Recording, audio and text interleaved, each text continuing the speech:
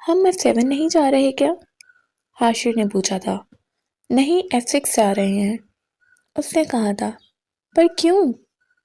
وہاں ایک نیا ریسٹورنٹ کھلا ہے منچیز کے نام سے، سنا ہے وہاں کی چائے بہت مزے کی ہے، اس نے کہا تھا۔ آگے بیٹھے حاشر نے نہ سمجھی سے پیچھے بیٹھے حارث کو دیکھا تھا۔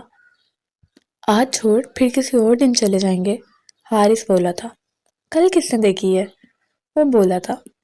اصفی، سمجھ بات کو، آج چھوڑ پھر کسی اور دن چلے جائیں گے، حاشر بولا تھا۔ اسفندیار نے سڑک کے کنارے گاڑی روکی تھی اور ان دونوں کو دیکھا تھا۔ آخر مسئلہ کیا ہے تم دونوں کو؟ دیکھ، تو ہمارا بہت اچھا دوست ہے، اس لیے ہم تجھے ٹانگوں کے بغیر نہیں دیکھ سکتے۔ بھنگ ونگ پی رکھی ہے کیا؟ وہ نہ سمجھی سے بولا تھا۔ ابھی 10 منٹ پہلے ہی تجھے تازی تازی دھمکی ملی ہے، بھول گیا کیا؟ حاشر نے اسے یاد کروایا تھا۔ مطلب؟ وہ پھر نہ سمجھی سے بولا تھا۔ وہ مناہل کا پسندیدہ چائے سپاٹ ہے اور آج وہ بڑے عرصے بعد وہاں گئی ہے۔ میرے بھائی، اگر اس نے تجھے وہاں دیکھ لیا نا تو بیٹا تو گیا آج، آگے تیری مرضی، کیونکہ جیسے تو ہمارا دوست ہے ویسے ہی وہ بھی ہماری دوست ہے۔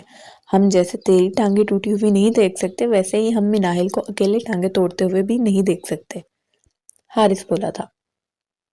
تمہیں لگتا ہے میں اس لڑکی سے ڈرتا ہوں؟ اسفندیار نے کہا تھا۔ بیٹا، وہ جتنا خوفناک ہستی ہے نا، ایک دفعہ تم نے دیکھ لیا نا تیرا سانس رک جائے گا، حارث بولا تھا۔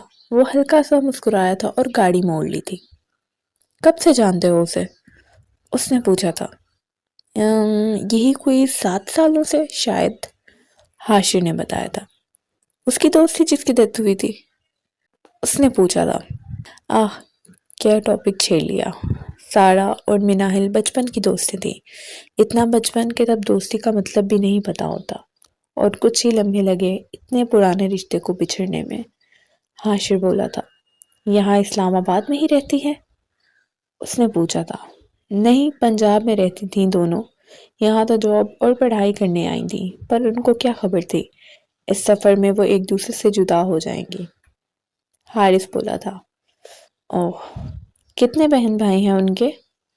اس کو کچھ سیکنڈز ہی لگے تھے اس کے سے ان کے پہ آنے میں۔ کوئی بہن بھائی نہیں ہے اس کا۔ اوہ، خیر میں سوچ رہا تھا گھر ہی چلتے ہیں، پھر کیا کہتے ہو؟ اس نے کہا تھا۔ ہاں صحیح ہے، تو بتا تیرا میچ کب ہے؟ وہ بولے تھے اور اسفندیار ان کو میچ کے بارے میں بتانے لگا تھا۔ اسی بیچ حارث کو اتارنے کے بعد اس نے حاشر کو گھر اتارا تھا۔ حاشر کو اتار کر وہ کتنی ہی دیر سڑک کے کنارے گاڑی کھڑی کر کے سامنے سے آتی گاڑیوں کو دیکھتا رہا، پھر کچھ ذہن میں آتے ہی اس نے مسکرا کر گاڑی سٹارٹ کی تھی۔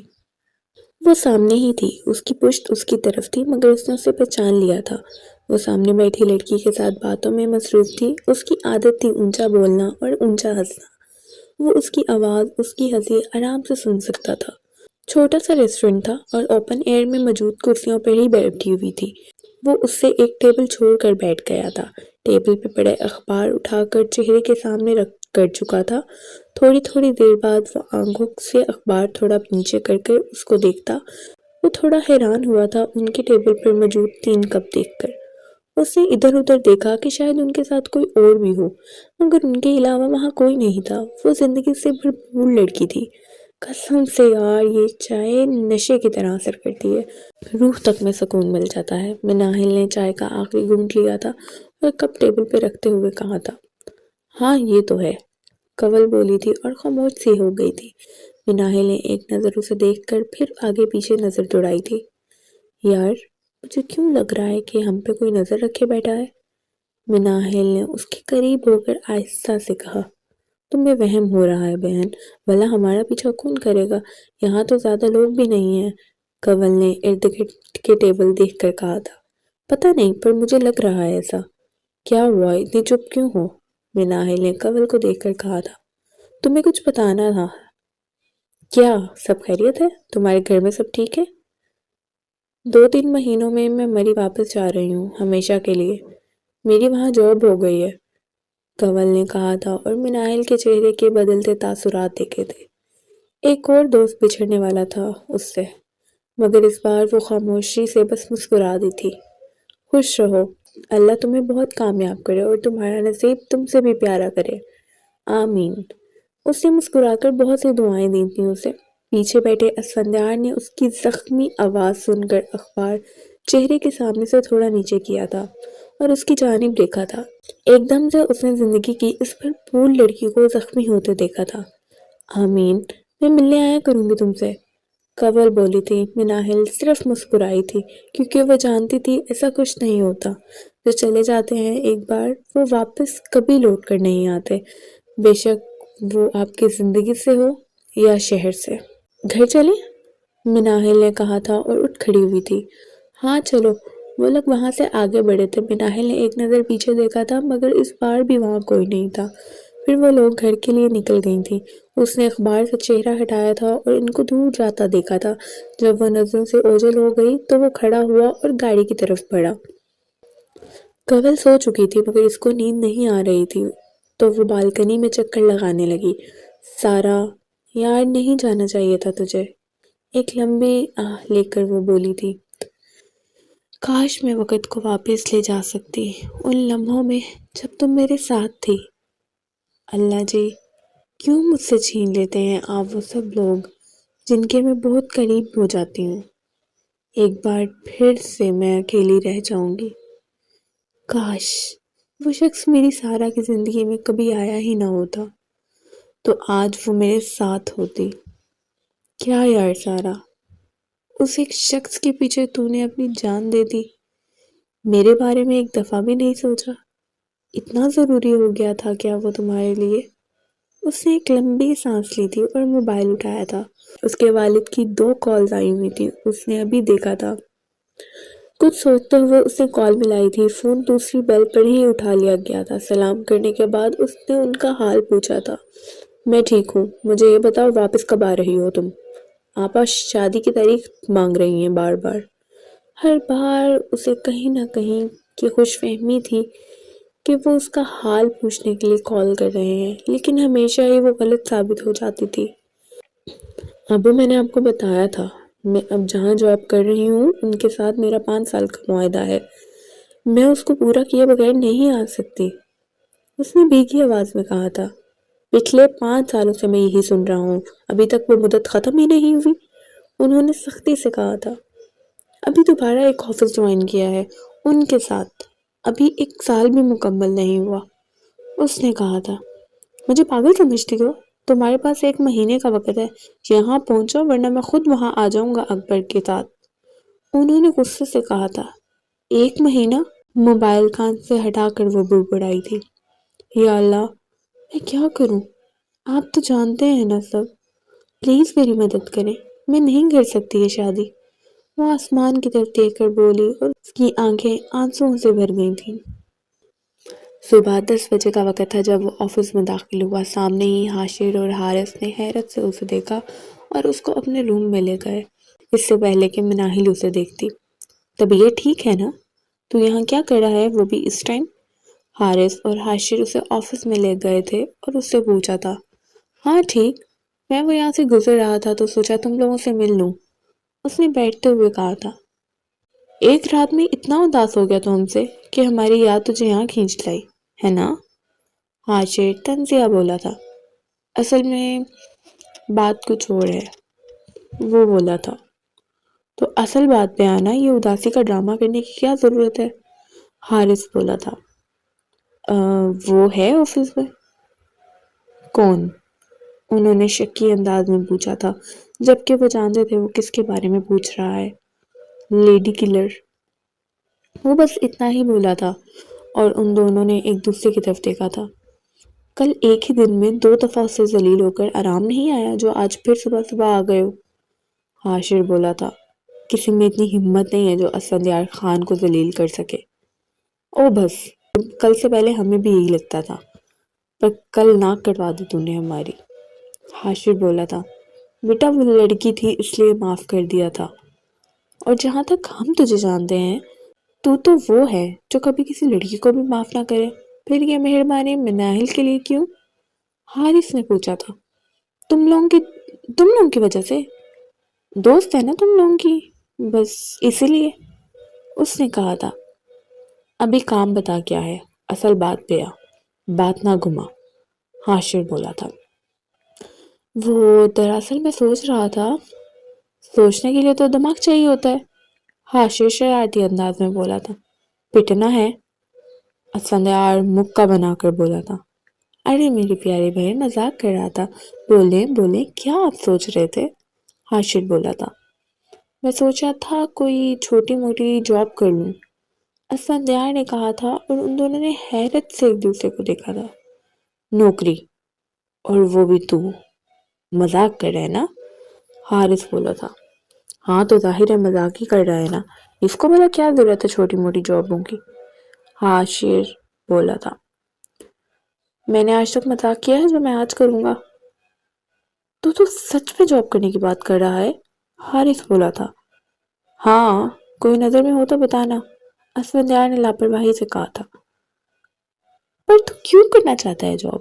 تجھے ضرورت تو نہیں ہے جاب کی، اتنا بڑا باکسر ہے، اور تیری فیملی بھی اسلام آباد کی ٹاپ بزنس فیملیز میں سے ایک ہے، حاشر نے کہا تھا۔ بس سوچا جاب کر لوں تھوڑا ٹائم، بور ہو گیا ہوں اپنی ایک جیسی روٹین سے۔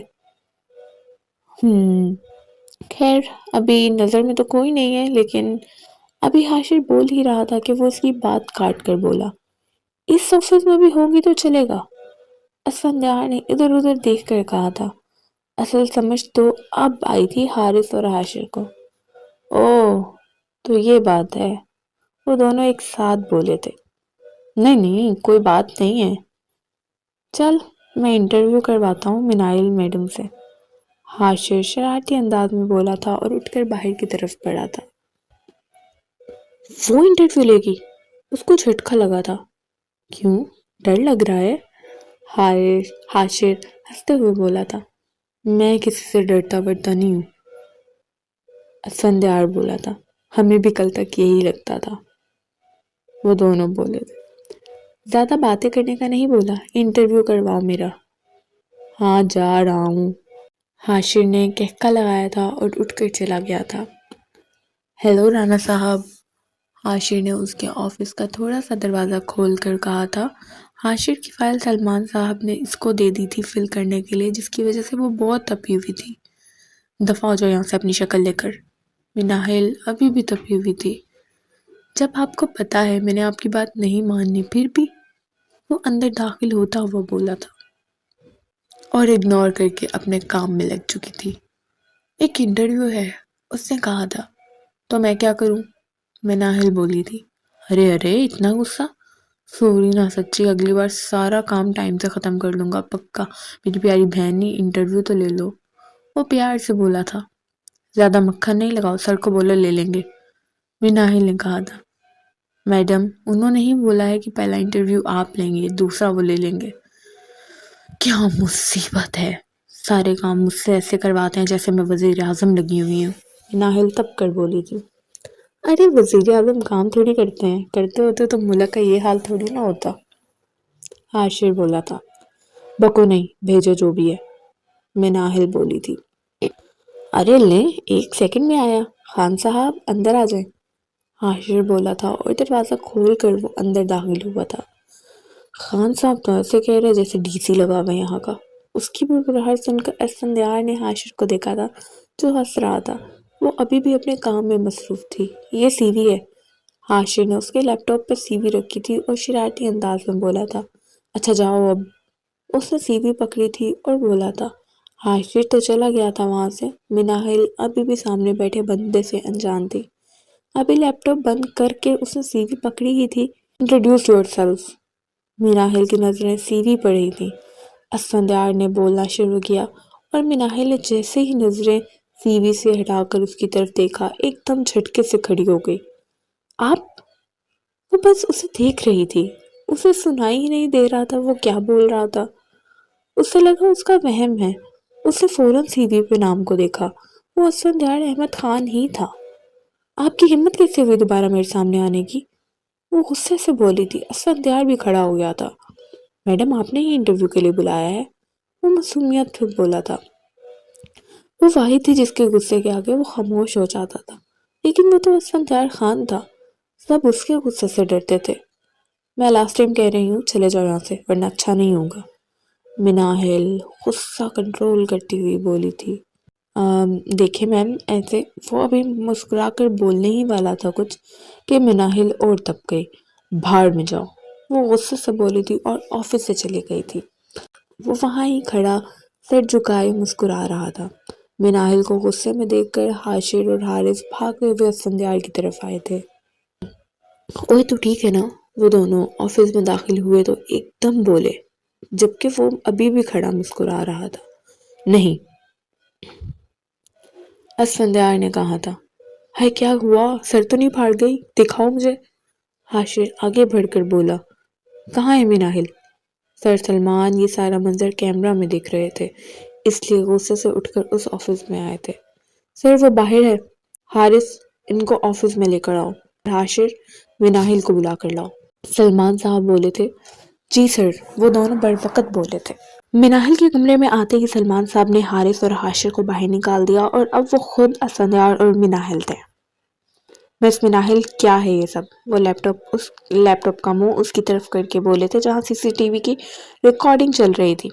سر میری کوئی غلطی نہیں ہے، پہلے بدتمیزی انہوں نے کی تھی، مناہل نے جواب دیا تھا اور اسفندیار کو کھا جانے والی نظروں سے دیکھا تھا۔ وہ تو نظر آ رہا ہے، بدتمیزی کون کر رہا ہے؟ ہر کسی سے لڑنا فرض نہیں ہے آپ کا۔ ابھی اسی وقت سوری بولے انہیں۔ نہیں سر، غلطی میری ہے، بدتمیزی میں نے کی تھی، میں معافی چاہتا ہوں، ان کی کوئی غلطی نہیں ہے۔ اسفندیار کھڑا ہوا اور بولا تھا۔ مناہل نے حیرت سے اسے دیکھا تھا، جبکہ وہ جانتی تھی غلطی اسی کی ہے۔ کسی اور کا غصہ اس نے کسی پر نکال دیا تھا۔ جائے اب، دوبارہ ایسی غلطی نہ ہو، آخری بار کہہ رہا ہوں، سلمان صاحب نے مناہل سے کہا تھا۔ وہ کچھ بولے بغیر وہاں سے چلی گئی تھی۔ سوری سر، میری وجہ سے اتنا ڈرامہ ہو گیا، اسفندیار اس کے جاتے ہی بولا۔ میں جانتا ہوں غلطی کس کی تھی، اس لیے آپ سوری مت کہیں، یہ پہلی بار نہیں ہوا، یہ اکثر ایسے ہی پیش آتی ہے۔ مناہل میری بیٹیوں کی طرح ہے، مجھ سے بہتر اسے کوئی نہیں جانتا۔ خیر، آپ کل سے آ جائیں، ٹریننگ ہوتی ہے 1 ہفتے کی، اس کے بعد آپ کو بتا دیا جائے گا، سلمان صاحب بولے تھے۔ اوکے، تھینک یو سو مچ، اللہ حافظ، اسفندیار کہہ کر چلا گیا تھا۔ اس کی وجہ سے مجھے اتنی ڈانٹ پڑی، اس کو تو میں چھوڑوں گی نہیں، آنے دو ذرا کل آفس، گن گن کے بدلے لوں گی۔ مناہل جب سے گھر آئی تھی غصہ تھا کہ ختم ہی نہیں ہو رہا تھا۔ غلطی تو تھی نا تمہاری، تم نے اتنی بدتمیزی کی، پھر بھی اسے سر کے سامنے ساری غلطی اپنے سر لے لی، جبکہ وہ بیچارہ تو بس انٹرویو کے لیے آیا تھا۔ کنول نے اسے سمجھایا تھا۔ ارے تمہیں نہیں پتا، اس طرح کے 2 نمبر لڑکوں کی سازشیں ہوتی ہیں، یہ اپنے نمبر بنانے کے لیے، مناہل نے کہا تھا۔ اچھا فی الحال تم منہ ٹھیک کر لو اپنا، مہربانی ہوگی، جب سے آئی ہو اس کے گیت گا رہی ہو، کنول نے تنگ آ کر کہا تھا۔ مرنا چاہوں اس کی گیت گانے سے پہلے، ابھی وہ جانتا نہیں اسے پنگا کس سے لیے۔ ارے بس نا، کیا ہو گیا، تم نے تو دشمنی پال لی ہے اس سے۔ ہائے کتنا ہینڈسم تھا ویسے، کیا ڈولے شولے، اف۔ تمہیں پتا ہے حاشر بتا رہا تھا وہ بہت بڑا باکسر بھی ہے، کنول بولی تھی۔ استغفر اللہ، کتنی گندی چوائس ہے تمہاری، اتنا بڑا باکسر ہے تو یہ معمولی سے جاب کرنے کیوں آیا ہے، فضول میں پاگل بنا رہا ہے سب کو، وہ گندا سا منہ بنا کر بولی تھی۔ ارے میں نے نیٹ پہ سرچ کیا ہے، اس کا شمار پاکستان کے مشہور باکسرز میں ہوتا ہے، کنول نے بتایا تھا۔ ارے ہماری عوام تو پاگل ہے، کسی کو بھی اٹھا کر اوپر پہنچا دیتی ہے۔ اس نے بھی 2-4 ویڈیوز بنا لی ہوں گی اور ٹک ٹاک پہ ڈال دی ہوں گی، باکسنگ رنگ میں جا کر، بس لوگوں نے اسے باکسر بنا دیا۔ مناہل نے کہا تھا، تمہارا کچھ نہیں ہو سکتا، اب میں کھانا لگا رہی ہوں، کنول بولی تھی اور کچن کی طرف بڑھی تھی۔ وہ ویسے ہی گندا سا منہ بنائے کچھ بڑبڑاتی جا رہی تھی۔ 6 بجے کا وقت تھا، دسمبر کی ٹھنڈی ہوائیں چل رہی تھیں، اس کا الارم بجا تھا اور وہ ہمیشہ کی طرح پہلی آواز پر ہی اٹھ گیا تھا۔ سائڈ ٹیبل پہ ہاتھ مار کر موبائل پکڑا تو وہ بے اختیار مسکرا اٹھا۔ موبائل پہ جو الارم لگا تھا اس کا نام اس نے سونے سے پہلے لیڈی کے لیے لکھا تھا، ابھی اسی کو دیکھ کر وہ مسکرا اٹھا تھا۔ پھر موبائل بیڈ پر پھینکا اور اٹھا تھا۔ ابھی کافی ٹائم تھا تو وہ اپنی لائبریری کی طرف بڑھ گیا تھا، جہاں کتابیں تو بہت تھیں پر ان کتابوں کی لکھاڑی ایک ہی تھی۔ اس نے ایک کتاب نکالی اور صوفے پر بیٹھ کر اس کو پڑھنے لگا تھا۔ 8 بجے تک وہ کتاب پڑھتا رہا، پھر اٹھا، کتاب کو اس کی جگہ پر رکھا اور اپنے کمرے کی طرف بڑھا تھا اور الماری کھولی تھی۔ عام طور پر وہ اس ٹائم جم جاتا تھا یا پھر میچ والے دن باکسنگ کلب پریکٹس کے لیے، لیکن آج وہ آفس جا رہا تھا۔ کچھ 6-7 سالوں بعد ایسا ہو رہا تھا کہ وہ جم کو سکپ کر رہا تھا۔ حبیب، اس نے اپنے ملازم کو آواز لگائی تھی جو اس کی آواز پر بھاگا بھاگا آ گیا تھا۔ جی صاحب، حبیب وہاں آ کر بولا تھا۔ فوراً میرا ناشتہ تیار کرو، وہ بولا تھا اور ایک ایک کر کے سارے کپڑے اپنا ساتھ لگا کر دیکھ رہا تھا اور پیٹ پیٹ پھینک رہا تھا۔ صاحب، آپ کے جم والے کپڑے دوسری الماری میں ہیں۔ حبیب نے نہ سمجھی سے اسے دیکھا تھا۔ میں نے پوچھا، نہیں نا، جاؤ کام کرو اپنا، اسفندیار بولا تھا۔ جی صاحب۔ حبیب وہاں سے جانے ہی لگا تھا۔ اچھا سنو، اسفندیار نے اسے روکا تھا۔ جی جی، وہ واپس پلٹا تھا۔ ان دونوں میں سے کون سا اچھا لگ رہا ہے مجھ پہ؟ اس نے 2 سوٹ اپنے ساتھ لگائے اور پوچھا تھا۔ آپ پہ تو ماشاءاللہ ہر سوٹ اچھا لگتا ہے۔ پہلے تو حبیب حیران ہوا، پھر مسکرا کر بولا۔ اسفندیار اب شیشے میں خود کو دیکھ رہا تھا۔ صاحب جی، آپ کے جم میں کوئی فنکشن ہے آج؟ حبیب بولا تھا۔ اسفندیار نے مسکرا کر اسے دیکھا۔ میں جم نہیں، آفس جا رہا ہوں، اسفندیار نے کہا تھا۔ آفس؟ آصف صاحب کے ساتھ؟ وہ تو ابھی سو رہے ہیں، آپ کہیں تو میں اٹھا دوں انہیں۔